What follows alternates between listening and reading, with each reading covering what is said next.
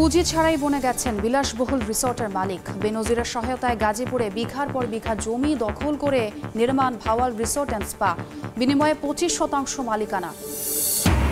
কোটি টাকার সর্বাধুনিক আইসিইউ সুবিধা ব্যবহারের অভাবে পড়ে আছে অবহেলায়। মহানগর হাসপাতালে 10 বছরের নিয়োগ মাত্র একজন চিকিৎসক, নজরে আনার পর মন্ত্রী দিলেন আশ্বাস। বৃষ্টির ঢলে 4 দিন ধরে বিপর্যস্ত সিলেট, আবারও বিপদসীমার ওপরে সুরমা কুশিয়ারার পানি। লাখ লাখ মানুষের দুর্ভোগ চরমে, নগরীতেও জলজট, সুনামগঞ্জে ভেঙেছে সড়ক। দ্বিতীয় সর্বোচ্চ রেমিটেন্স প্রবাহের রেকর্ড, মে মাসে এসেছে $225 কোটি। বৈধভাবে পাঠাতে আরও বেশি প্রণোদনা চান প্রবাসীরা। এবং হামাস রাজি হলে গাজায় যুদ্ধবিরতির প্রস্তাব মেনে নেবে ইসরায়েল, আশা যুক্তরাষ্ট্রের। সময় সংবাদের সঙ্গে আছি আমি ছোয়া খন্দকার। সাবেক আইজিপি বেনজিরের সহায়তায় গাজীপুরে বিঘার পর বিঘা বনের জমি দখল করে গড়ে তোলা হয় ভাওয়াল রিসোর্ট অ্যান্ড স্পা। অভিযোগ আছে যার বিনিময়ে তাকে দেওয়া হয় রিসোর্টের 25% শেয়ার। শুধু তাই নয়, পুলিশের ভয় দেখিয়ে দখলে নেয় কৃষি জমিও। আর এসব করা হয়েছে তৎকালীন স্থানীয় প্রশাসনের যোগসাজশেই। ভেঙে ফেলা হবে অবৈধ স্থাপনা বলছেন জেলা প্রশাসন। রাজিবুল হাসানের রিপোর্ট, ক্যামেরায় ছিলেন জুনায়েদ রুবেল। শালগজারি ঘেরা বনের ভেতর বিলাসবহুল ভাওয়াল রিসোর্ট। পুলিশের সাবেক আইজিপি বেনজিরের দাপটে সরকারি বন ধ্বংস করে গড়ে তোলা হয়েছে 5 তারকা মানের এই রিসোর্ট। অভিযোগ উঠেছে গাজীপুরের বারুইপাড়া মৌজার নলজানি এলাকায় কৌশলে বনের ভেতরে প্রথমে ব্যক্তি মালিকানা কিছু জমি ক্রয় করেন। পরবর্তীতে বেনজির আহমেদের অদৃশ্য ক্ষমতায় আশপাশের 6 একর 70% বনের জায়গা দখল করে ভাওয়াল রিসোর্ট অ্যান্ড স্পা। একই সঙ্গে স্থানীয় বাসিন্দাদের জিম্মি করে দখল করে নেওয়া হয় 3 একর কৃষি জমি। জনশ্রুতি রয়েছে বিলাসবহুল রিসোর্টটির দখল বাণিজ্যে মাথা হিসেবে থেকেই 25% শেয়ার পেয়েছিলেন বেনজির। প্রথম বলছে যে 20 লাখ টাকা বিঘা দিব, কিন্তু 20 লাখ টাকা বিঘা তো দেয় না। ওই আর পুলিশের ভয় দেয় জমির কথা কইলে এই বেনজির আছে, পুলিশের ডিজি যে বেনজির হ্যাগোর সামনে মানুষের কথাই বলে না বয়ে। যারা বন জঙ্গল কাইটা খাইতেছে, যারা বড় বড় রিসোর্ট করতেছে, তাগরন্তে টেয়া পয়সা নিয়া তারা কত সুন্দর বালা। এতদিনেও দখলদারদের বিরুদ্ধে কেন ব্যবস্থা নিতে পারেনি কেউ, নাকি দায়িত্ব এড়িয়ে গেছেন সবাই? এর উত্তর জানতে প্রথমেই ভাওয়াল রেঞ্জ কর্মকর্তার কার্যালয়ে সময় সংবাদ। তবে ভাওয়াল রিসোর্ট নিয়ে কথা বলতে যেন অদৃশ্য এক ভয়ের ছায়া। বন্যপ্রাণী ডিভিশনে 7টা, আর ওখানে প্রায় 20টার উপরে আমরা উচ্ছেদ করার পরে 2টা ডিএফও একসাথে বদলে দিয়েছি। অনেকের অভিযোগ দখলদারদের কাছ থেকে সুবিধা নিয়ে দিনের পর দিন নীরবে থেকেছে স্থানীয় বন বিভাগ। তবে দুদক ও আদালতের তৎপরতায় যেন নড়ে চড়ে বসতে চাইছে জেলা প্রশাসন। বিজ্ঞ আদালতের রায় পেয়েছি, এখন আমরা আমাদের যে প্রসিডিউরটা সম্পন্ন করে উচ্ছেদে চলে যাব। এদিকে অবৈধ দখলের অভিযোগ এনে গাজীপুরের ভাওয়াল রিসোর্টের মালিক শওকত আলী রাসেল সহ 4 জনের বিরুদ্ধে রোববার আদালতে মামলা ঠুকে দিয়েছেন ভুক্তভোগী এক মুক্তিযোদ্ধা। রাজিবুল হাসান, সময় সংবাদ, গাজীপুর। সর্বাধুনিক আইসিইউ পড়ে আছে তালাবদ্ধ, বন্ধ এইচডিইউ রুম, সুসজ্জিত অপারেশন থিয়েটার। তবে সিজারিয়ান বাদে হয় না কোনো অপারেশন। আছে আধুনিক ডেন্টাল সার্ভিসের ব্যবস্থা, তবে সবই অকার্যকর চিকিৎসকের অভাবে। সপ্তাহে 2 দিন হয় আলট্রাসোনোগ্রাম ও এক্স-রে। সব থেকেও যেন কিছুই নেই ঢাকা দক্ষিণ সিটি কর্পোরেশনের অধীনে থাকা মহানগর জেনারেল হাসপাতালে। কর্তৃপক্ষ বলছে চিকিৎসক নিয়োগ প্রক্রিয়ায় জটিলতায় প্রায় অকেজে প্রতিষ্ঠানটি। তবে মন্ত্রীর আশ্বাস, শিগগিরই নেওয়া হবে ব্যবস্থা।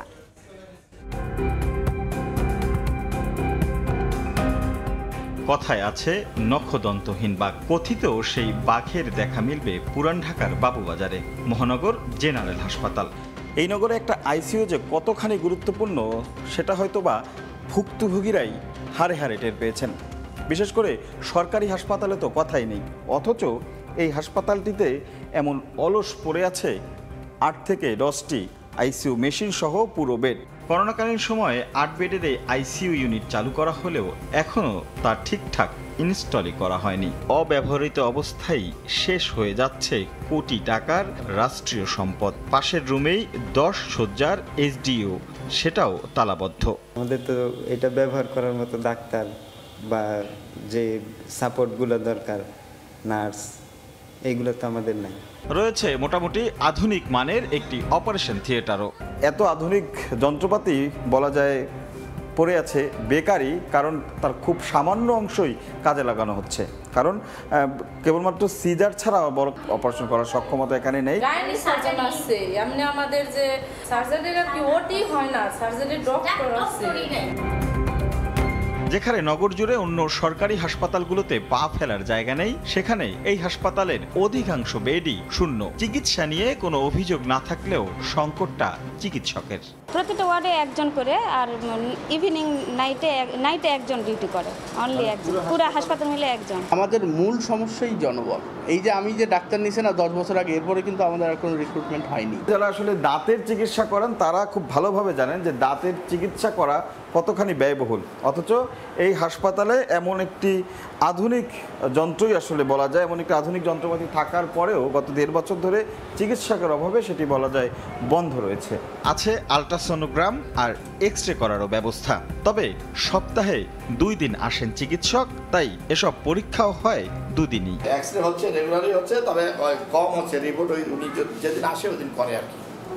সপ্তাহে 2 দিন আসার কথা, মঙ্গলবার শনিবার। দুপুর 2টার পর পুরো হাসপাতালের দায়িত্বে থাকেন মাত্র একজন চিকিৎসক। আবার হাসপাতাল পরিচালকই চালান প্যাথোলজি বিভাগ। তবু বিধি অনুসারে জনবল নিয়োগ দিতে পারছে না দক্ষিণ সিটি কর্পোরেশন। মেডিকেল অফিসার আমার থাকার কথা 32, সেখানে আমার আছে 15 জন। ইমার্জেন্সিতে থাকার কথা 8 জন, সেখানে ওরা কাজ করছে 4 জন। তাহলে আমি কিভাবে, এইভাবেই চলতেছে। কিছু পদ দীর্ঘদিন যাবৎ শূন্য রয়ে গেছে, তা এখন আমরা প্রেষণের জায়গায় সরাসরি নিয়োগের চেষ্টা করছি। সেই প্রক্রিয়াটা কিছু দূর এগিয়ে গেছে। শিগগিরই ব্যবস্থা নেওয়ার আশ্বাস দিলেন স্বাস্থ্যমন্ত্রী। আমার ইচ্ছা আছে যে এগোনাকে সচল করা, কারণ এগোনাকে সচল না করলে আমি ঢাকার অন্যান্য হাসপাতালগুলোর চাপ কমাইতে পারবো না। সব কিছু মিলে কি করা যায় সে বিষয়ে আমি আজকে একটা পদক্ষেপ নেওয়ার চেষ্টা করছি। এখনো প্রতিদিন বহির্বিভাগে গড়ে 450 থেকে 500 রোগী সেবা নেয় এই হাসপাতালে। রাশেদ লিমন, সময় সংবাদ, ঢাকা। পাহাড়ি ঢল আর মুষলধারের রেকর্ড বৃষ্টিতে তলিয়ে গেছে সিলেট নগরী। নতুন করে বিপদসীমার উপরে সুরমা ও কুশিয়ারা নদীর পানি। সোমবার মধ্যরাত থেকে শুরু হওয়া বৃষ্টিতে ডুবে যায় শহরের শতাধিক এলাকা।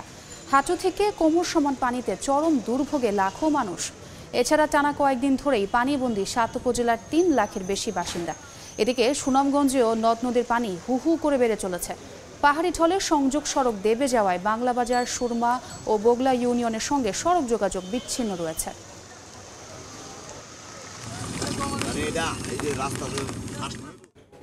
এই মুহূর্তে সিলেটের শাহজালাল উপশহরে আছেন রিপোর্টার ইকরামুল কবির। সরাসরি যাচ্ছি তার কাছে। আমি এই মুহূর্তে আছি সিলেট এমএজি ওসমানী মেডিকেল কলেজে, এবং এই মেডিকেল কলেজের যেই ব্লকটি সেটা আমার পিছনে প্রশাসনিক ব্লক এবং করিডোর প্রবেশ পথের পুরো পানিতে তলিয়েছিল। প্রায় হাঁটু পরিমাণ পানি ছিল, এখন কিছুটা পানি কমছে। গতকালকে সুরমা নদীর পানি বিপদসীমার নিচে নেমে গিয়েছিল দুপুর নাগাদ, কিন্তু সারা রাত প্রায় 227 মিলিমিটার বৃষ্টিপাতের ফলে সেই পানি নেমে একেবারে যেই পানিগুলো নেমেছিল সেই পানিগুলো উঠে গিয়ে আবার প্রায় 13 সেন্টিমিটার উপর দিয়ে সুরমা নদীর পানি বিপদসীমার অতিবাহিত হচ্ছে, এবং যার ফলে নতুন নতুন জায়গা প্লাবিত হয়েছে। প্রায় সিলেট নগরীর প্রায় 30 থেকে 40টি এলাকা প্লাবিত হয়েছে। বড় বড় স্থাপনার বড় বড় এলাকা, বিশেষ করে শাহজালাল উপশহর যেটা আবাসিক এলাকা সহ অনেক বড় বড় জায়গার যেখানে গুরুত্বপূর্ণ জায়গা পানিতে তলিয়ে গেছে। আমি এখন আছি ওসমানী মেডিকেল কলেজ হাসপাতালের অডিটোরিয়ামে। আপনারা দেখতে পাচ্ছেন অডিটোরিয়াম কিন্তু পানির নিচে তলিয়ে গেছে। অডিটোরিয়ামের একেবারে পুরো এই অডিটোরিয়ামটি পানিতে তলিয়ে গেছে, কারণ এই পানি নিষ্কাশনের অনেক সময় লাগবে।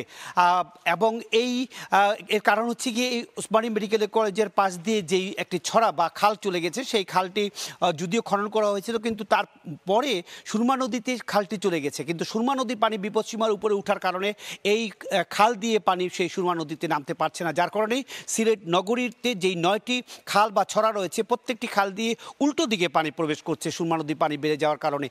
শুধুমাত্র সুরমা নদী এই পয়েন্টে না, সিলেট পয়েন্টে না, কানাইঘাট পয়েন্টেও বিপদসীমার উপরে রয়েছে। অন্যদিকে কুশিয়ারা নদী 2টি পয়েন্টে বিপদসীমার উপরে থাকার কারণে একেবারে যেই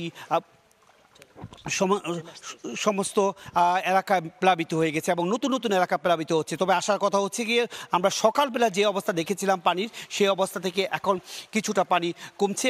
হয়তো আমরা দেখব বিকেলের দিকে পানি কমে গেছে। তো যদি বৃষ্টিপাত না হয়, আমরা সকালের দিকে আরও কিছু বড় বৃষ্টিপাত হয়েছে। মোটামুটি এই ছিল অতিরিক্ত বৃষ্টিপাতের ফলে সিলেটের সুরমা নদী পানিজীবী পশ্চিমার উপরে উঠে গিয়েছে। তার কারণে সিলেট নগরীর প্রায় 30-40টা জায়গা পানিতে নিমজ্জিত হয়েছে। তার সব শেষ খবর।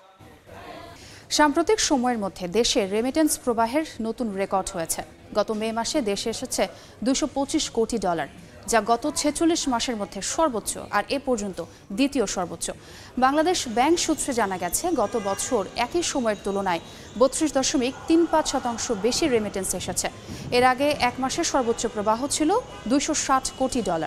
ডলারের দাম বৃদ্ধির কারণে প্রবাহ বেড়েছে বলে জানিয়েছে সংশ্লিষ্টরা।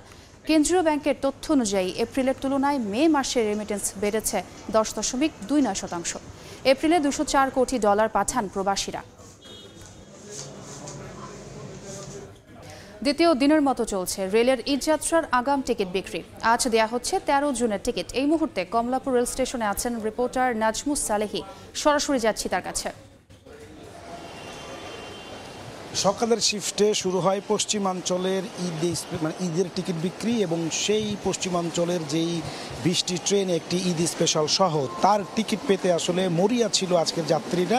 রেলপথ মন্ত্রণালয়ের পক্ষ থেকে জানানো হয়েছে যে তাদের ধারণা ছিল যে আজকের টিকিট পেতে সবচেয়ে বেশি ভার্চুয়াল যুদ্ধটি হবে, কারণ সমস্ত টিকিট বিক্রি হচ্ছে অনলাইনে। পশ্চিমাঞ্চলের 16,000 টিকিটের বিপরীতে সকালের শুরুতেই আধা ঘন্টায় টিকিট কাটার চেষ্টা হয়েছে 1,90,00,000 বার। তার মানে প্রথম আধা ঘন্টাতেই প্রায় 2 কোটি মানুষ 16,000 টিকিটের বিপরীতে যুদ্ধ করেছেন, এবং সেটি 2.5 ঘন্টার মধ্যে 16,000 টিকিটের সবই বিক্রি করা শেষ হয়ে গেছে। দুপুর 2টা থেকে বিক্রি হবে পূর্বাঞ্চলের টিকিট। পশ্চিমাঞ্চল এবং পূর্বাঞ্চল মিলিয়ে আজ 13 তারিখের টিকিট বিক্রি হচ্ছে মোট 43টি ট্রেনের, যার টিকিটের পরিমাণ 32,000। দুপুর 2টা থেকে শুরু হবে পূর্বাঞ্চলের টিকিট বিক্রি। সকাল থেকে যদি সকালের টিকিটের কথা বলি, তাহলে একেবারে নিমিষে শেষ হয়ে গেছে। অর্থাৎ পশ্চিমাঞ্চলের যে টিকিট, রাজশাহী, রংপুর, দিনাজপুর, নীলফামারী, পঞ্চগড়, ঠাকুরগাঁও, এই অঞ্চলের টিকিটের চাহিদা বরাবরই বেশি থাকে, এবং এবার ঈদের ছুটির যে বিন্যাস সে অনুযায়ী আসলে আজকের ট্রেনের টিকিটের জন্য লড়াইটা ছিল সবচেয়ে বেশি। এবং আজকে কিন্তু একটি পশ্চিমাঞ্চলের জন্য একটি ঈদ স্পেশাল ট্রেনের টিকিট বিক্রি করা হয়েছে, যেটি জয়দেবপুর থেকে পঞ্চগড়গামী একটি ট্রেন, সেটিকে বলা হচ্ছে ঈদ স্পেশাল 15। পাশাপাশি আজকে পূর্বাঞ্চলের জন্য আরও একটি ঈদ স্পেশালের টিকিট বিক্রি হচ্ছে, সেটি দেওয়ানগঞ্জ ঈদ স্পেশাল। বলা চলে যে মোট 32,000 টিকিট 43টি ট্রেনের, তার জন্য আসলে ব্যাপক সংখ্যক মানুষের আজকে লড়াই ছিল। অনেকেই বাসায় টিকিট কাটতে না পেরে শুরুতেই যেহেতু নিমিষে সব টিকিট শেষ হয়ে গেছে, মানুষ আসলে বুঝে ওঠার আগেই যেহেতু সব টিকিট শেষ, সুতরাং মানুষ অনেকেই ছুটে আসেন কমলাপুরে। তারা আসলে জানান তারা সার্ভার বিড়ম্বনা অথবা সার্ভার জটিলতার কারণে তারা অনেকেই টিকিট সংগ্রহ করতে পারেনি। তবে কমলাপুর রেল স্টেশনের পক্ষ থেকে জানানো হয়েছে চাহিদার তুলনায় টিকিটের যোগান কম থাকায় অধিকাংশেরও অধিক সংখ্যক মানুষই টিকিট পাবেন না, তার কারণ হচ্ছে তাদের টিকিটের স্বল্পতা রয়েছে। তবে গতবারের চেয়ে এবার সার্ভারের যে জটিলতা তা কিন্তু অনেকটাই কমে এসেছে বলে তারা দাবি করছেন। এই ছিল কমলাপুর রেল স্টেশন থেকে রেলপথে ট্রেনের আগাম টিকিট বিক্রির সর্বশেষ খবর। এবার ঈদ কেনাকাটার খবর।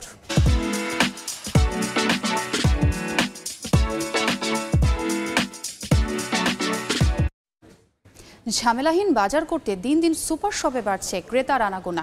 এক জায়গায় প্রায় সব ধরনের পণ্য পাওয়ায় জনপ্রিয়তা বাড়ছে এ ধরনের কেনাকাটায়। পাশাপাশি মোবাইল ব্যাংকিং বা কার্ডে মূল্য পরিশোধের সুযোগ আর ক্যাশব্যাক থাকায় জনপ্রিয় হচ্ছে ডিজিটাল লেনদেনও। একটি বেসরকারি প্রতিষ্ঠানে চাকরি করেন সাদিকুল বারাত। মাসের শুরুতে বাজার করতে এসেছেন রাজধানীর মিরপুরের একটি সুপার শপে। বাজারে গেলে আমার এক একটা জিনিসের জন্য এক এক জায়গায় যেতে হচ্ছে, তো এই জায়গাটায় আসলে সবকিছু একসাথে অনেক সময় এত ডিসকাউন্ট অফার থাকে। বারাতের মতো আরো কয়েকজন জানালেন তাদের পছন্দের শীর্ষে থাকে সুপার শপ। ক্যাশলেস পেমেন্টের সুবিধা দেয় স্বস্তি। এখানে আসলে দেখা যাচ্ছে আমরা সাপ্তাহিক বাজার বা মাসিক বাজার একসাথে অনেক কিছু নিতে পারছি। 26 তারিখ থেকে 27 তারিখ কিছু ডিসকাউন্টও পাই আমরা প্রতি মাসে। আমাদেরকে দেখে নিতে হয় যে ডেটগুলো ঠিক আছে কিনা। এদিকে ক্রেতা টানতে ছুটির দিন সহ বিভিন্ন সময় ছাড়ের ঘোষণা দেয় সবগুলো। মানুষ চায় স্বাচ্ছন্দ্যে নিজের কেনাকাটা শেষ করতে। যখন আমাদের ব্যানার ফেস্টুন দেখে তখনই বলে যে অফারটাকে একটু এক্সপ্লেন করেন, 100 জনের মধ্যে 90 জনই ওই অফারে পেমেন্ট করতে চায়। কেনাকাটায় ঝক্কি ঝামেলা এড়াতে নাগরিক জীবনে দিন দিন যেন অপরিহার্য হয়ে উঠছে সুপার শপ আর ডিজিটাল পেমেন্ট সুবিধা। ফরহাদুর রহমান, সময় সংবাদ, ঢাকা।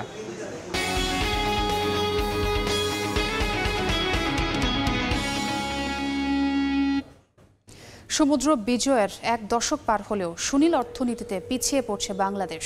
কর্মপরিকল্পনা ও পর্যাপ্ত অর্থের অভাবে গবেষণাতেও সংকট বলছেন শিক্ষাবিদরা। এতে অভ্যন্তরীণ সম্পদ ব্যবহারের পাশাপাশি রফতানিরও সুযোগ হারাচ্ছে বাংলাদেশ। কাজল আব্দুল্লাহর রিপোর্ট। 2013 সালে স্থলভাগের মতো বঙ্গোপসাগরেও 1,18,813 বর্গ কিলোমিটার এলাকায় একচ্ছত্র অধিকার নিশ্চিত করে বাংলাদেশ, যা প্রাকৃতিক সম্পদ অর্জনে নতুন মাইল ফলক। কিন্তু 1 দশকেও কাজে লাগানো সম্ভব হয়নি বিশাল জলরাশির এই অজানা সম্পদ। তথ্য অনুযায়ী সুনীল অর্থনীতির বর্তমান আকার $1.5 ট্রিলিয়ন মার্কিন ডলার, যা 2030 সালে উন্নীত হবে 3 থেকে 3.5 ট্রিলিয়নে। অন্যদিকে বিশ্ব অর্থনীতির $88 ট্রিলিয়ন ডলারের মধ্যে 24 ট্রিলিয়নই আসে সমুদ্র থেকে। পরিসংখ্যান যখন এমন, তখন সাগরের নিজস্ব সীমানায় বাংলাদেশ শুধু টোনা মাছ আহরণ করে 7 লাখ মেট্রিক টন, যা সক্ষমতার 1%-ও কম। খাত বিশেষজ্ঞরা বলছেন, দায়নে কাজ না করায় কাঙ্ক্ষিতভাবে উপকারে আসছে না অধিকারে থাকা বিশাল সমুদ্র। বিভিন্ন দেশের দ্বীপে যে সায়েন্টিস্টদের সাথে দেখেছি, তারা সমুদ্র থেকে প্রতিনিয়ত কিছু না কিছু তথ্য সংগ্রহ করে নিয়ে আসে। তো আমাদের ব্লু ইকোনমিরও তো এই ধরনের ফিজিক্যালি হ্রাস করার কথা ছিল, আমরা তো সেই রকম দেখছি না। শিক্ষাবিদরা মনে করেন, সমুদ্র সম্পদ আহরণ ও গবেষণায় পর্যাপ্ত বরাদ্দ না থাকলে অর্থনীতিকে বেগবান করার বিপরীতে সমৃদ্ধ এসব সম্পদ ব্যবহারে পিছিয়ে পড়বে বাংলাদেশ। এই সমুদ্রকে এক্সপ্লোর করতে গেলে, জানতে গেলে আমাদের তো এই হাতিয়ারগুলো লাগবে। আমরা সমুদ্র যেতে না পারলে দূরে থেকে তো আমরা এটা এক্সপ্লোর করতে পারবো না। জাতিসংঘের খাদ্য ও কৃষি সংস্থার তথ্য অনুসারে বিশ্বে প্রতি বছর 8.44 লাখ টন সামুদ্রিক খাবার আহরণ করা হয় সাগর থেকেই। সঠিকভাবে পরিকল্পনা বাস্তবায়ন করা গেলে 2030 সাল নাগাদ এ খাত থেকে প্রতি বছর $2.5 লাখ কোটি আয় করতে পারবে বাংলাদেশ। কাজল আব্দুল্লাহ, সময় সংবাদ, ঢাকা। দেখছেন সময় সংবাদ। এবার আন্তর্জাতিক খবর। হামাস রাজি হলে গাজায় যুদ্ধবিরতির প্রস্তাব মেনে নেবে ইসরায়েল, এমন আশার কথা জানিয়েছে যুক্তরাষ্ট্র। যদিও উপত্যকাটি থেকে দখলদার সেনাদের সম্পূর্ণভাবে প্রত্যাহার করা হলেই প্রস্তাব মানা হবে বলে জানিয়েছে হামাস। চলমান বোমাবর্ষণের মধ্যে ফিলিস্তিনের গাজায় মার্কিন প্রেসিডেন্ট জো বাইডেনের যুদ্ধবিরতির প্রস্তাবে ইসরায়েল রাজি হবে বলে আশা প্রকাশ করেছেন হোয়াইট হাউসের জাতীয় নিরাপত্তা উপদেষ্টা জন কার্বি। তিনি বলেন, গাজার শাসক গোষ্ঠী হামাস এই প্রস্তাব মেনে নিলে উপত্যকাটিতে 6 সপ্তাহ যুদ্ধবিরতি কার্যকর। যদিও এই প্রস্তাব নিয়ে নেতানিয়াহুর মন্ত্রিসভায় বিভেদ লক্ষ্য করা গেছে। তার সরকারের বেশ কয়েকজন সদস্য যুদ্ধবিরতি প্রস্তাবের তীব্র বিরোধিতা করেছেন, এমনকি জোট ভাঙার হুঁশিয়ারি দেওয়া হয়েছে। গেল শুক্রবার গাজায় যুদ্ধ বন্ধে একটি প্রস্তাব উত্থাপন করেন মার্কিন প্রেসিডেন্ট জো বাইডেন। এতে প্রথমে 6 সপ্তাহ যুদ্ধবিরতি এবং পরে ধীরে ধীরে স্থায়ীভাবে যুদ্ধ বন্ধের বিষয়ের কথা বলা হয়। একই সঙ্গে চুক্তির আওতায় ইসরায়েল কয়েকশো ফিলিস্তিনি বন্দীকে মুক্তি দেবে, আর হামাস মুক্তি দেবে ইসরায়েলি জিম্মিদের। বাইডেনের পাশাপাশি কাতার ও মিশর একই আহ্বান জানিয়েছে। রাহানুল রানা, সময় সংবাদ। এ পর্যায়ে শীর্ষ সংবাদগুলো জানিয়ে দিচ্ছি আরেকবার। পুঁজি ছাড়াই বনে গেছেন বিলাসবহুল রিসর্টের মালিক। বেনজিরের সহায়তায় গাজীপুরে বিঘার পর বিঘা জমি দখল করে নির্মাণ ভাওয়াল রিসোর্ট অ্যান্ড স্পা, বিনিময়ে 25% মালিকানা। কোটি টাকার সর্বাধুনিক আইসিইউ সুবিধা ব্যবহারের অভাবে পড়ে আছে অবহেলায়। ঢাকার মহানগর হাসপাতালে 10 বছরে নিয়োগ মাত্র একজন চিকিৎসক, নজর আনার পর মন্ত্রী দিলেন আশ্বাস। এবং বৃষ্টির ঢলে 4 দিন ধরে বিপর্যস্ত সিলেট, আবারও বিপদসীমার ওপরে সুরমা কুশিয়ারার পানি। লাখ লাখ মানুষের দুর্ভোগ চরমে, নগরীতেও জলজট, সুনামগঞ্জে ভেঙেছে সড়ক।